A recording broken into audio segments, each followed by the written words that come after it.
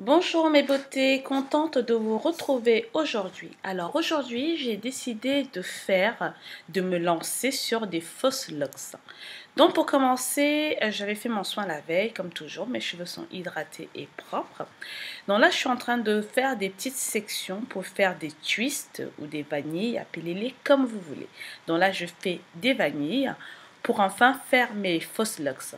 Parce que ça fait un petit moment que j'ai envie de faire des fausses locks et tous les tutoriels que je trouvais le procédé assez long. Il faut d'abord faire les box braids et ensuite on recommence les fausses locks. Donc je trouvais que ça faisait double boulot pour rien et je me suis dit que je vais tester une autre méthode. Donc pour ma part, moi je fais tout simplement des twists ou des vanilles sur l'ensemble de mes cheveux et ensuite je vais pouvoir ainsi faire mes fausses locks. Alors, pour mes fausses locks, je voulais quelque chose de vieillot, je voulais que ça fasse un peu plus naturel. Donc du coup, j'ai tout simplement récupéré mes anciennes mèches que vous connaissez si vous avez regardé ma vidéo précédente. Donc voilà, j'ai tout simplement récupéré ces mèches-là car ils ont un peu de l'ancienneté, du coup ça va me donner un effet un peu plus naturel. Comme vous pouvez le voir, la partie la plus courte, je la colle avec mes cheveux naturels et la plus longue va me servir à les enrouler sur la partie la plus courte pour pouvoir faire mes fausses locks. Donc je fais 3 tours en général sur les racines pour vraiment fixer ma mèche et après je vais enrouler en descendant tout doucement vers la pointe de mes cheveux. Donc là, mes cheveux et la mèche courte vont être enfermés sur la partie la plus longue. Je ne sais pas si vous me comprenez, en tout cas la vidéo parle d'elle-même. Alors qu'est-ce que je pense de ces mèches?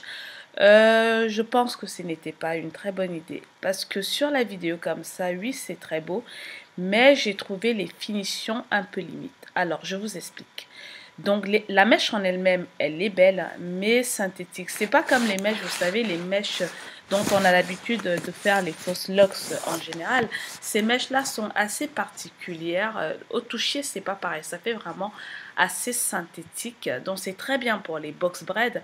Mais pour les fausses locks, je pense pas que la prochaine fois, j'utiliserai ce genre de mèche. Mais j'aime quand même le rendu. Alors ce que je j'aime pas sur ces mèches, vous allez voir. Lorsque je termine mes fausses locks, donc à la fin, il faut faire les finitions. Donc, je vais tresser jusqu'aux pointes et ensuite, je vais venir terminer. Enfin, je vous laisse regarder la vidéo et je vais vous expliquer pourquoi je n'ai pas vraiment aimé ces mèches.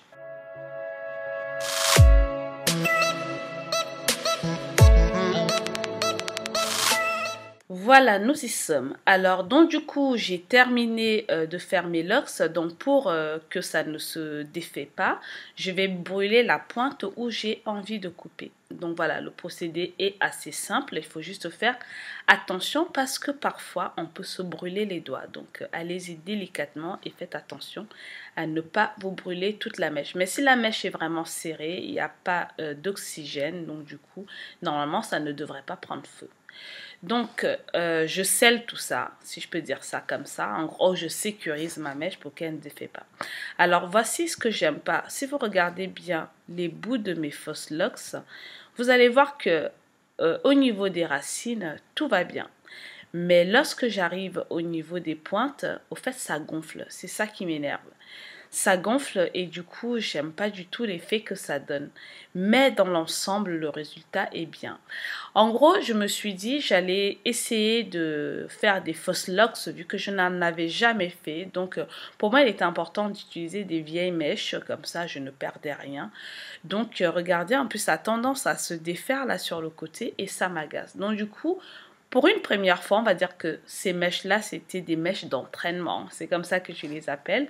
Donc, du coup, c'est des vieilles mèches. Je ne perds rien, quoi. Voilà, je n'ai rien dépensé.